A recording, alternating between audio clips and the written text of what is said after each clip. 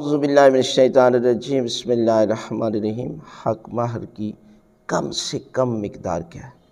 تو یہ ہے کہ آج شادی کے مسائل ہیں، لیکن شادی کی جو بیسکلی اور بنیادی چیزیں تھیں نا، ان سے ہم آگاہ نہیں ہیں، ہم رسموں میں پڑ گئے ہیں۔ یعنی یہ دیکھیں، مہندی کی رسم، اس کے بعد نکاح کی رسم اور منہ دیکھنے کی رسم، اور یہاں پر لاکھوں پیسہ خرچ کیا جا رہا ہے۔ اور جب حق مہر کہ جو بیوی کا حق ہے اسے دینے کے لیے کہتے ہیں 500 روپے ہی کافی ہے، حالانکہ دیکھیں حق مہر جو ہے وہ سنت تو 500 درہم ہے۔ یعنی آپ دیکھیں آج کے دور میں اس کا کتنا پیسے بنتے ہیں، لیکن وہاں دینے کے لیے جو ہے وہ تیار نہیں ہے۔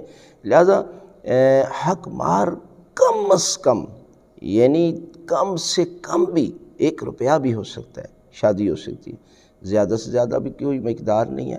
لہذا مہر کو معین کرنا ضروری ہے، یعنی یہ ہے کہ اس نکاح میں معین کرنا ضروری ہے، اور یقیناً جو ہے وہ 500 روپیہ بھی ہو جائے، 5000 روپیہ بھی ہو جائے، اور جو نکاح پڑھنے سے پہلے جو ہے وہ لڑکی کو دیا جاتا ہے۔